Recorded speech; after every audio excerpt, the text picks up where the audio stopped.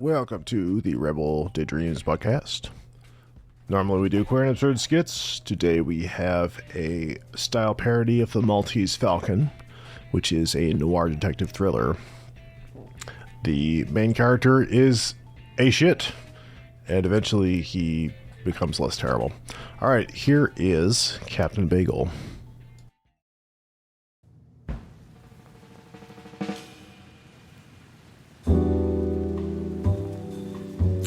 The dame boobed breastily into my office. Through the cigar haze and the asbestos mist, I admired her great fat bazongas. I was objectifying her, it was true, but she came to me with a case, what would be the biggest case of my career. I thought I was a hard-boiled and jaded detective. After all these days, all I could appreciate was breasts anymore. And luckily, there was a fantastic pair in front of me. Wait, that's not what's important right now. Well, as unimportant as boobs can be. But the point is, dear listener, I became even more hard-boiled after this. I went from a hard-boiled to a harder boiled, to the hardest egg that ever egged. And with this case, twists, turns, bamboozles, tricks, hoodwinks, ruses, swindles, feints, and general chicanery, I would never be the same. I'm Captain Bagel, Private Eye. I'm here to share this tale in hopes that someone will help me make sense of this nonsense.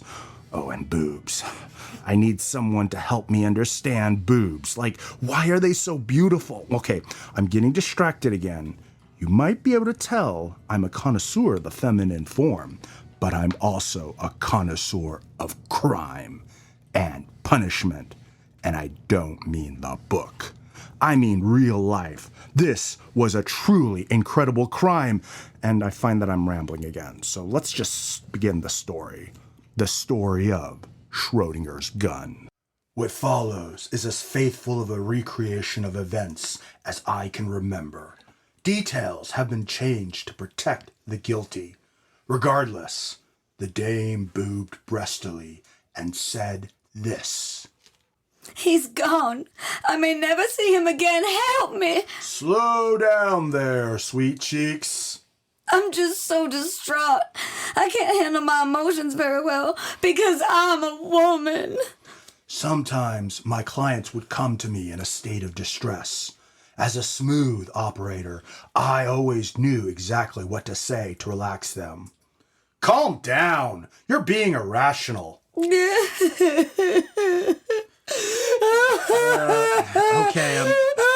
there. I'm sorry. You didn't ask for all of these feelings. Look, why don't we start with your name?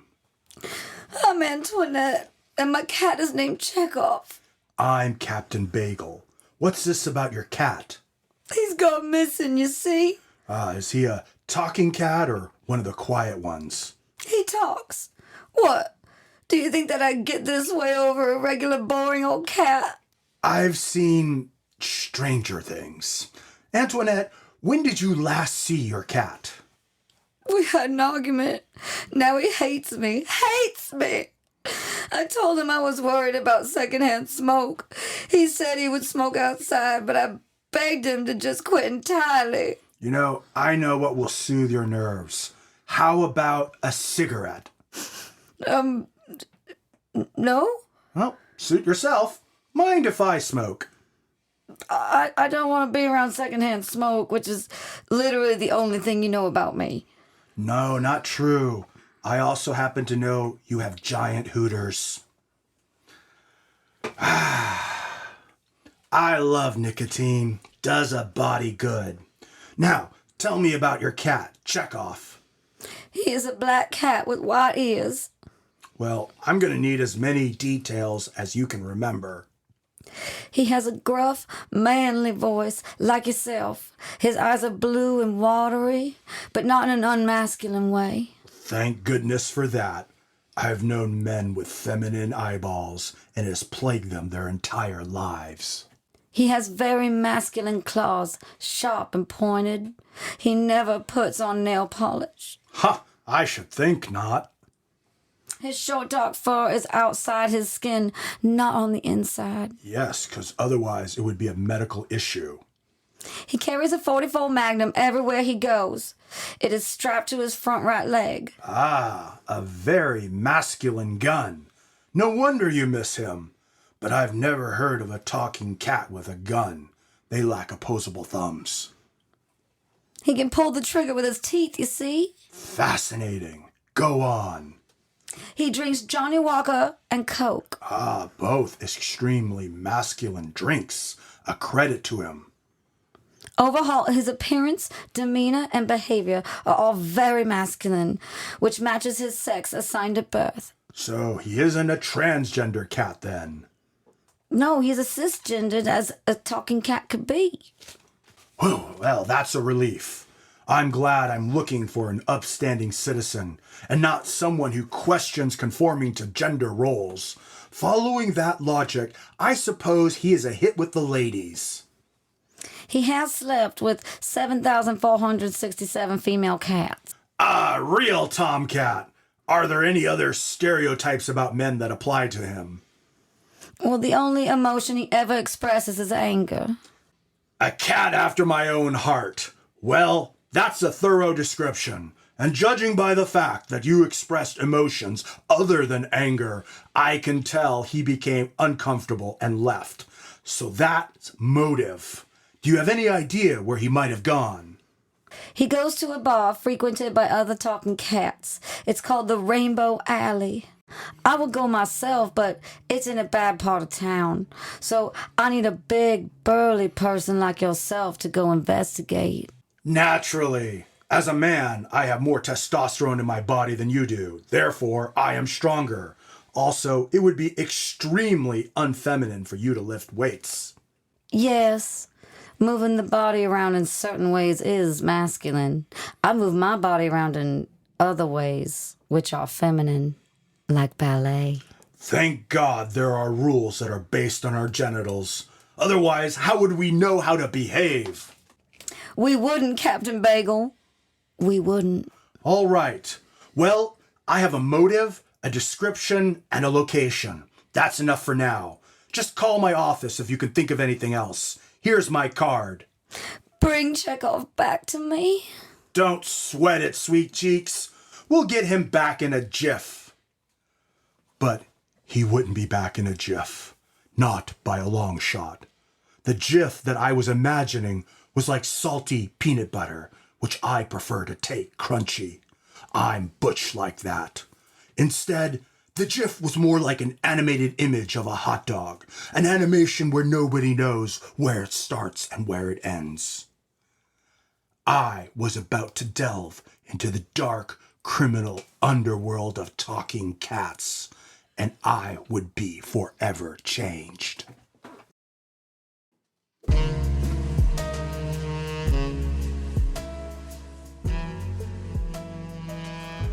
Austin, Texas, a seething pit of sodomy and marijuana, where Wiccans and hippies fornicate under the full moon. I knew this town, knew it like I knew that I was heterosexual. As soon as I heard that Chekov frequented the Rainbow Alley, I knew exactly where to find it, on Google Maps. The map took me down Rainy Street to the Rainbow Alley, which had a confusing number of flags on display, dancing in the breeze. The banner was displayed over the front door, but I didn't bother to read it. I lumbered into the place, where many extremely furry cats were wearing an inordinate amount of leather. Behind the bar was a talking pink 22 Derringer. I approached the bartender. "Johnny Walker, neat." Sure.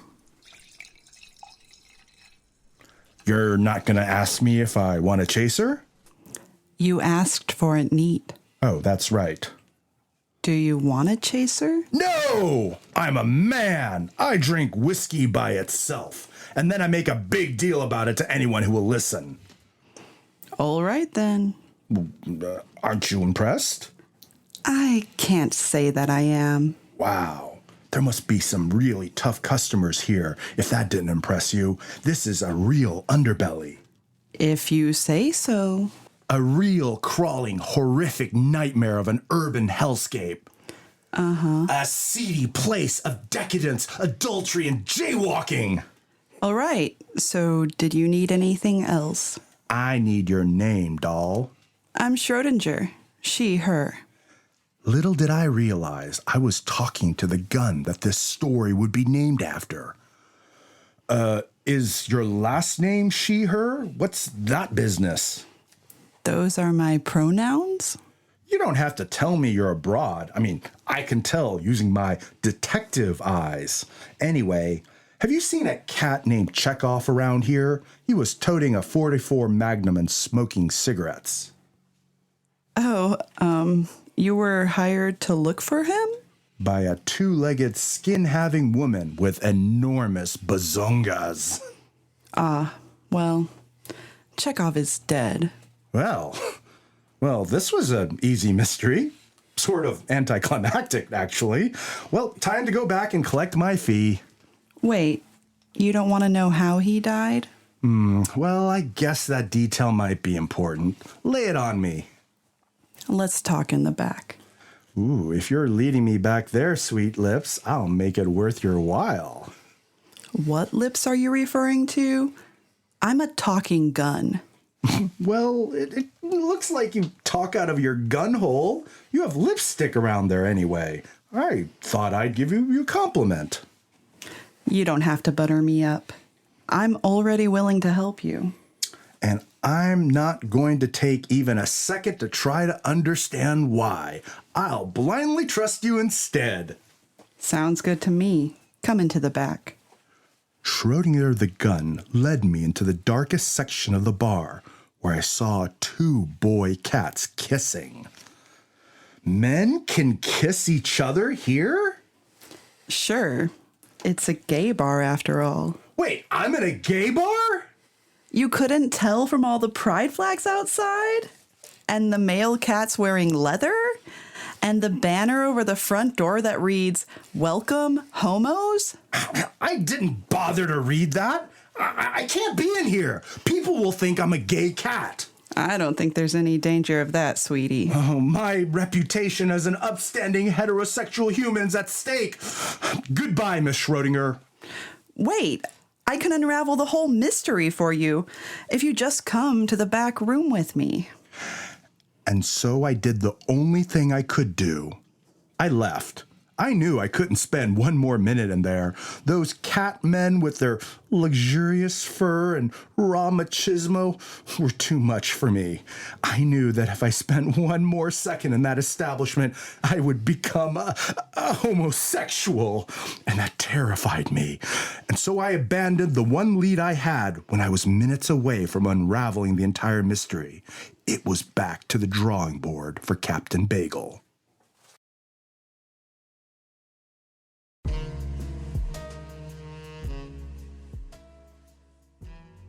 I left the Rainbow Alley with my heterosexuality intact, but just barely. There was one fellow who's giving me the eye, and, as we all know, that's one step away from booty play. I shouldn't have to tell you that I had no interest whatsoever. I certainly wasn't thinking about booty play with a roguish man who had a twinkle in his eye. Oh, well, look, what was I talking about? Oh, the case. Anyway, I obviously had no more leads. I wandered out into the alley behind the place, where two extremely straight cats were in the middle of a conversation. I deserve to hear it. I know it's over. Just say it. Mitch! My old buddy from high school. Hi, Billy. The name is Captain Bagel now. Oh, sure. Mr. Captain Bagel. I didn't know you joined the military. I didn't. I didn't know you commanded a ship. I didn't. I didn't know you climbed to be the division head of a police force. That never happened. Oh, well then why Captain? Because I'm a captain. Mitch, can you get rid of this guy? I'm trying. Keith, he's an old friend. I'm glad to see two incredibly straight men outside of a gay bar having a perfectly innocuous conversation. Right. Typical. Oh, not now, honey. Two heterosexual, cisgendered, manly men with beards, wearing leather, and extremely red lips. Mitch, if you don't get rid of this guy... Look, Keith, just be cool for a second. I'm sure that he's just... Oh, and those gorgeous eyelashes, and sculpted brow, and strong jawlines. Hey, man, are you hitting on us? Wait, I wouldn't dream of flirting with two heterosexual men. Hey, I'm a homo. Get it? Wait, what? Homo. See this patch on my leather jacket? It says gay. That's me. I'm gay. Mitch, what are you doing associating with this homosexual? Do I have news for you? Oh, Keith, no, don't do this, please. But it's obvious. Hey, just get rid of him. He's a good friend, Keith. Let's just hear what he has to say. No, what's going on, Mitch? He's gay. Wait, what? Your friend, Who? Mitch Montague, Wait, how? is gay. Oh my God. I really wish you hadn't done that, Keith. I've had it. Well, don't worry, Mitch. I don't believe him. Oh, well, good. The lengths the gays would go to. I mean, slandering my friend, painting everybody with the same brush. That's right, Billy. That's definitely what happened. Slander. You know, they'd have us all drinking Bud Lights with pronouns on them. Pronouns! Someone referred to me with a pronoun once. I punched them in the face. And then I referred to them with a pronoun, which I just did. Good job, Billy Bagel. Captain Bagel is my preferred name, thank you. Oh, I'm sorry, Captain Bagel. Say, what are you doing in this neck of the woods anyway? I'm working on a case. I'm looking for Chekov the cat, an extremely masculine cat carrying a .44 Magnum. Oh, Chekov. Yeah, that's an old name, though. Oh, wait, he doesn't go by that anymore? Nope, not anymore. Well, then what's the new name? It's Schodinger. Oh, interesting. You know, someone in the bar was named that. You mean the bartender? Yeah. That's her. No. I'm looking for Chekov the cat, not Schrodinger the gun. Chekov is a man cat. Schrodinger is a talking lady gun. Right, she transitioned. I can't even parse that. No, I guess you can't. So, who did what? What I'm trying to tell you is that Chekov the cat became Schrodinger the gun. But that's impossible. Here's a tip, Captain Bagel. Look up gender-affirming care, then come back to this bar. Well, that's a spicy tip from a good friend. Thank you. Here's a C note. Thanks. I'm gonna find my friend. Have a good one, Mr. Captain Bagel. I will. But little did I know I wouldn't. I would have a terrible one instead. This case was already a real humdinger. Homos, slander, talking cats. How little I knew then. How innocent I was. How youthful with sweet red cheeks and a light gait, dancing through the tulips. Oh, in an extremely straight male way. I want to emphasize that, in an extremely straight male way.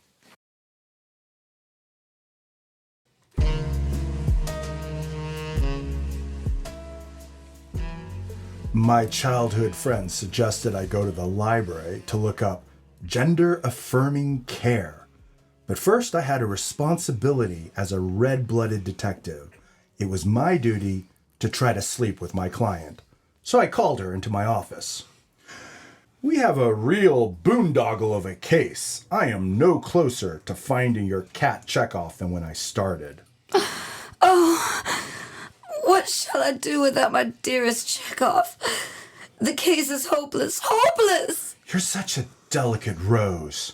No, I'm not here to tell you the case is hopeless, but I do need something from you. I would do anything to get my beloved cat. I would die for my cat. But whatever could I possibly do in the rough and tumble world of the underground of Austin, Texas? Now, she wasn't picking up on my advances, so I decided to use an advanced seduction technique known as negging. It involves being a jerk. You are not being honest with me. Whatever do you mean? You're holding out on me, and you know more than you're letting on, and that makes you a very bad woman. I couldn't possibly say. If you don't give me all the information, you'll have to satisfy me in some other way. I know you demand satisfaction as a strong and hardy man. Yeah, you'll have to gratify me with your womanliness. You're right. You're right. I've been keeping a secret. See, I was just negging her. I didn't expect this. I expected exactly this. Now go ahead and tell me. Chekov loves to gamble. He owes a lot of money to the Swedish mafia. Now, why didn't you tell me? I wanted to protect you. The Swedish mafia, it's so dangerous. They kill people until they're dead. I can handle this action, doll. That's all I was hiding. I suppose that will be all. I can be of no more use to you, so I'm leaving.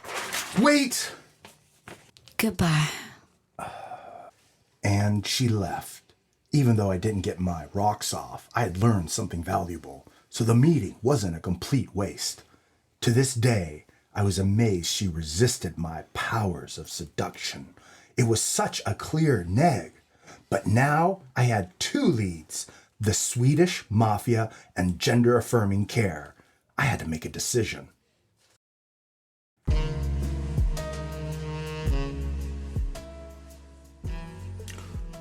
With two leads, I decided to investigate the Swedish mafia first. It was far more masculine to rush headlong into the jaws of danger. So that's exactly what I did. I went directly to the Swedish mafia headquarters, and I confronted the very first person I saw. Tell me what you did to Chekov. Welcome to IKEA. I'm Harold. How can I help you today? You can help me by spilling the beans. The cafeteria is a ways in. We're famous for our meatballs, of course, but our beans aren't bad either. Try not to spill them. Don't get cute with me. What do you want from me? What happened to the cat Chekov? He was very manly, had a .44 Magnum, owed debts to the Swedish mafia, which you are obviously a member of. Is IKEA the only Swedish thing you've heard of? No. What else have you heard of that's Swedish? You mentioned the meatball thing earlier. Yeah, Swedish meatballs. We at IKEA are not affiliated with any mafias, Swedish or otherwise. Hey, everyone knows IKEA is Swedish, and therefore... We sell furniture. Nothing criminal is happening here. Hey, don't worry, I'm not a cop, just a private eye. And I'm not a member of the Swedish mafia, just a retail worker. Come on, we're buddies. I have no idea who you are. I'm Captain Bagel, private eye. Look, sir, if you're not going to buy anything, I need to ask you to leave. Hey, you can't get rid of me that easily. Yes, I can. Security! Hey, don't call your thugs on me! Security! I could tell he was trying to get rid of me. I drew a magnum of my own. Whoa, sir! That got your attention, didn't it? Please don't do anything rash. Now fess up. What happened to Chekov? I won't tell you anything, you American pig. I don't know how you found out about the Swedish mafia here in IKEA, but we will rub you out. No thanks. I'm straight. Was that not obvious from my magnum?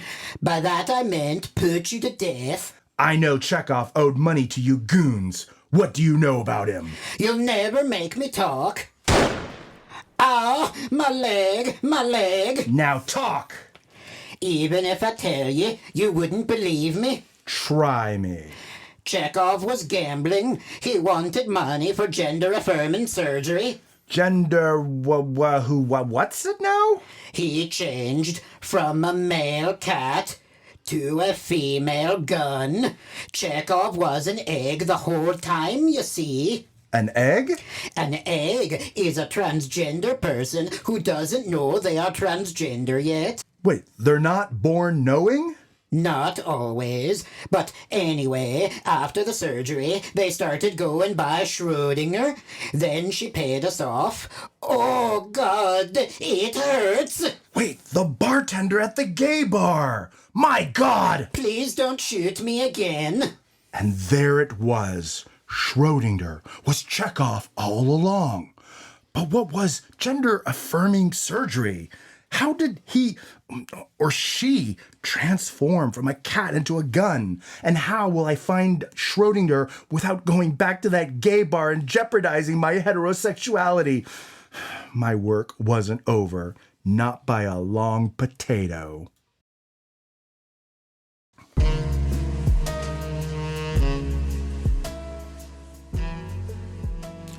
It was clear I had to do some research. It was time to hit the books.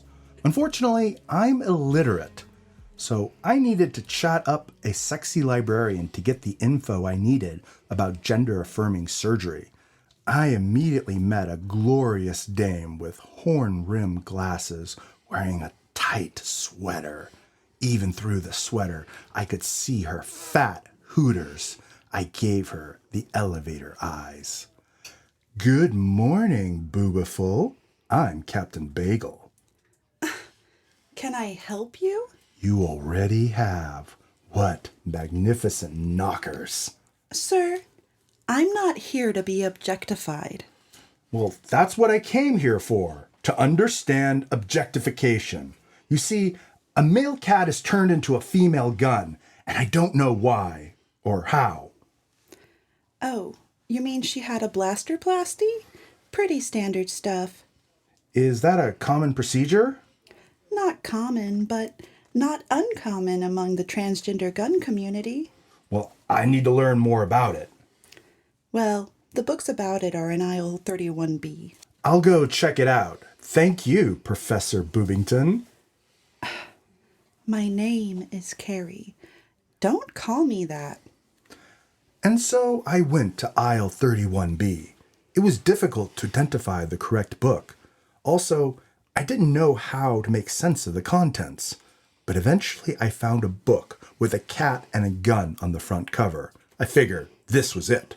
I went back to the front desk. Find what you were looking for? I think so. I'd like to check this out, please. I'd also like to check you out. Please stop talking to me that way. What way? You're being disrespectful. I'm a professional and I don't like being objectified. Oh, I don't mean to be disrespectful, dollface. You did it again. I'm not your doll face. Well, you don't find me charming? Not even a little bit. But this is just what I'm like, baby cakes. I need you to either change the way you talk to me or get out of this library. Whoa, whoa, whoa. Let's not get combative, sugar cheeks. You've had it. Get out. All right, I can tell I'm not wanted. I can see you putting the book in your trench coat. Leave the book. I can't pull anything over you, sugar tits. You are just so... Get out! Get out right now! I had to leave the library and leave the book behind. But it was my only lead. I needed to know about this blasterplasties. It was time for a library heist.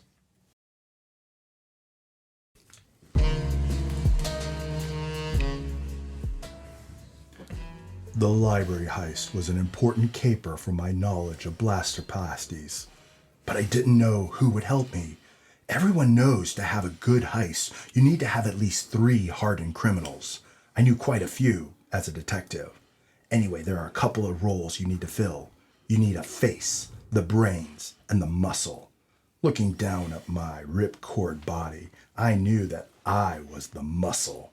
So I needed the face and the brains. The brains would plan out everything and eventually read the book to me because I'm illiterate. The face would talk to outsiders, lie to them, and mislead them about our true purpose. You have to have a good lawyer to run a heist. And I knew one from earlier on. Hello, who is this? It's me, your detective. Have you found my darling cat Chekov? Not yet, my fair lady, not yet. But what I do have is a lead. Then why aren't you pursuing it? I need your help. You did such a good job lying to me about omitting critical details about the case. I need you to lie to someone else. Anything for my beautiful, wonderful, adorable cat. I'll come right to your office. I had the face, and I was the muscle. So now I needed the brains. Hello? Mitch, it's your old pal, Captain Bagel. Oh, hello, friend. Need anything? As a matter of fact, I do. You knew so much about gender-affirming care. I realize you're really quite a clever person. So I want you to be the brains of this heist I'm coordinating. A heist? Will it involve anything illegal? Well, you'd be the brains, so you'd ultimately decide what the plan is. But yes, most heists involve illegal activity. I'm not sure. Well, there's another C note in it for you if you come along. The job pays well. No. Fuck it, I'm not doing anything anyway. Sure, I'll join your heist. It was turning into a real humdinger of a caper. With the face and the brains and the muscle, we were ready to pounce, and pounce we did. First, Antoinette entered the library. Hello there. Hi, I'd like a library card, please. No problem. Please fill out these forms. Here. Thank you. Then Antoinette navigated to the exact location on the map I drew. She called me. Is the book called Blastoplasties and You? Now, I didn't want people to know that I was illiterate. It's a little embarrassing. So I answered her as best as I could. It has a cat and a gun on the front cover. But that's the name of the book? Ma'am? I don't remember the name of the book. What? Ma'am? How can you not remember? Ma'am, please don't talk on your cell phone in the library. Oh, I'm sorry. I guess this will have to do. Antoinette returned to the front desk. I'm sorry about that. This is what I was looking for, I think. That's fine. Please just make sure it doesn't happen again. Then, according to Mitch's brilliant plan, my client Antoinette borrowed the book from the public library using the library card she obtained earlier. She then discreetly joined us in the parking lot. I got the book. What do you need to know about Blastoplasties for? This book is pretty basic, Captain Bagel. Was this all you needed? Well, if it's so basic, Mitch, why don't you just summarize it for us? Mitch looked at the back cover, and by some process I don't understand, he had an entire summary of what was in the book. This book discusses the process of blasterplasty, a gender-affirming operation that turns a male cat or person into a female gun. The procedure usually involves putting the subject, usually a cat, into a box, adding a subatomic particle, and then reopening the box after a period of time. The patient will either turn into a gun or die, depending on the state of the subatomic particle when the box is opened. Wait, did you say they could do it to people as well? That's what it says here. Fascinating. Does one have to turn into a female gun to obtain a blasterplasty? Yes, that's the process. What does this have to do with my Chekov? Miss Antoinette, I'm here to tell you Chekov the cat is no more. There's only Schodinger the gun. A pink 22 Derringer to be exact. She underwent a blasterplasty. Is that why she ran away? Did she think I wouldn't accept her? She also wanted to smoke freely without worrying about your reaction to secondhand smoke. Oh, at least I assume. I haven't talked to her yet about it. My poor Schrodinger didn't know I would accept her for who she really is. Is it because I conform to every gender stereotype? Relax. We'll find out what Schrodinger's motives were for running away. Do you know where she is? Yeah, she's a bartender at the Rainbow Alley. Take me there, Captain Bagel. Take me there at once. Well, It's a gay bar. Yes? Yeah, and I'm straight, so I can't go to a gay bar. I wouldn't be welcome. Of course you'd be welcome. You're fine. Really? I thought that going to a gay bar was the same thing as standing on a rooftop and shouting out about how you like Tom Cruise's butt in the volleyball scene in Top Gun. No. And is that your idea of what being gay is? Well, is there any other way to understand it? Let's go to the bar, Captain Bagel, straight away. And then I didn't have time for an epilogue. We went straight to the Rainbow Alley.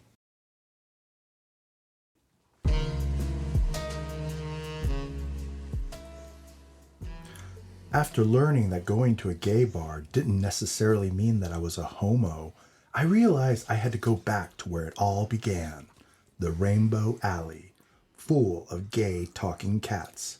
Also, there was Schodinger, the talking gun I was supposed to be looking for. I can't wait to see her. Now relax, dollface. I told you earlier, any display of emotion makes me uncomfortable. Oh, but that's all I know how to do. I emote vigorously. Don't I know it? We walked under the rainbow arch into the bar. Homosexuals were everywhere. And somehow I found I didn't mind. Behind the bar was the same talking pink 22 Derringer I had met earlier. Schodinger, my darling companion. Antoinette, Give me a big hug. I never thought I'd see you again. My dear, however did you decide to leave home and become a bartender here in the big city of Austin? You're an independent woman now, or rather, an independent gun. As they were talking, I noticed something on Schrodinger's waist. Hey, wait a second. Is that a 44 Magnum? Why, yes. But that's a man's gun. It's my gun. But that's a gender inappropriate gun. For a pink talking 22 Derringer to own a 44 Magnum? It boggles the mind. We don't all have to conform to stereotypes, honey. Wait, you can be a woman and own a 44 Magnum? Captain Bagel, I appreciate your work in finding my long-lost cat. My long-lost gun, Schodinger. I didn't think you'd accept me, Antoinette. Why, my darling, why? Because you conform to every gender stereotype. I didn't think you'd understand my real gender. I knew it.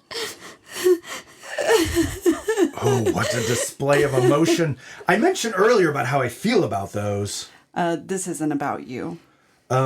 There.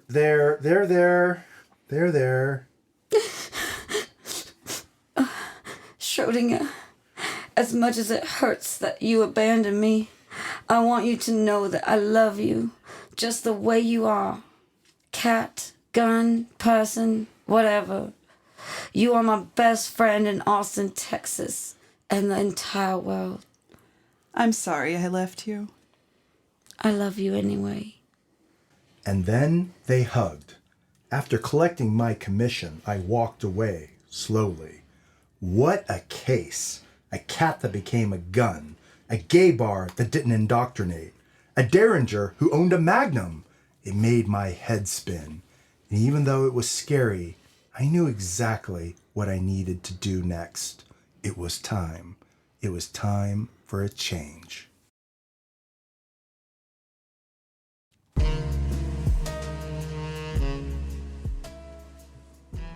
It was many months later. I was changed.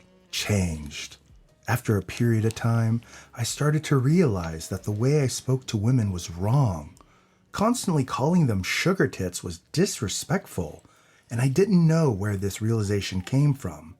But I knew I needed to change, and so I did something drastic. I went to therapy. And in therapy, I had all sorts of outrageous realizations. My misogyny was a front. It was just a way to keep myself distant from women, when deep down, I related to them. And from there, it was clear. It was just so obvious.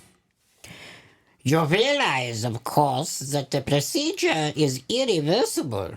I know, Dr. Vandentrapp, I know. That it is a not insignificant risk of death during the surgery. It all depends on a subatomic particle, too small for me to manipulate. There's only one way forward in my life. I will risk anything to become a better person.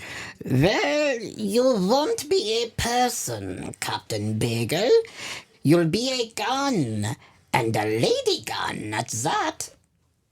That's right, dear listener. I knew it was time. Time for my own blasterplasty. Not only did I find out that I was a woman in therapy, I realized I had always wanted to become a gun. All those years of all that sexism were partially because I was transgender without realizing it. I was an egg, as they call it. Yes, Doc, but make me a 44 Magnum, not a pink 22 Derringer. Are you sure? That's a very butch choice, especially since you're becoming a woman. I'm sure. I'm just a butch sort of woman, is all. All right, then. Time for you to get in the box.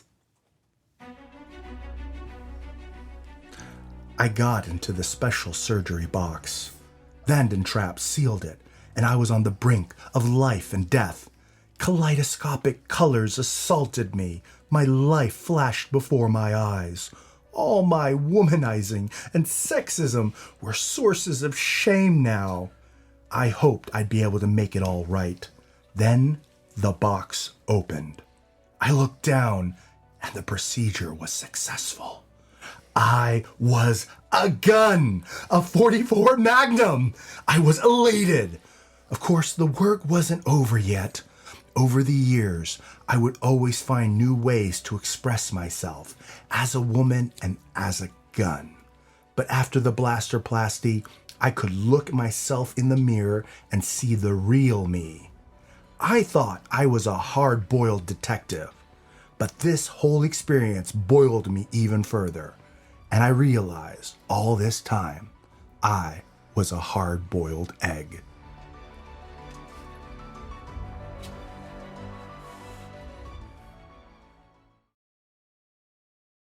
Captain Bagel here, but these days I go by Mistress Baguette. Thank you for listening. If you've enjoyed my story, why not share it with a friend? Or you could subscribe to the channel or leave a review telling us what you like. In doing so, you would support the transgender gun community in Austin, Texas. God knows we need the help. Thank you, Captain Bagel. It is I, Dr. Rebel of the Rebel Daydreams podcast. I have a little bit of news about the channel. So we are almost done moving over to longer episodes, about half an hour long. And so I would like to stop releasing very short episodes every other week so that I can focus on closing that out. And yeah, so we'll release only long episodes every other week from now on, and eventually I don't imagine that I'll be able to keep up bi-weekly releases for 30-minute episodes. So eventually we'll go down to once a month. Yeah, that's all I wanted to say. All right, I love you. Bye now.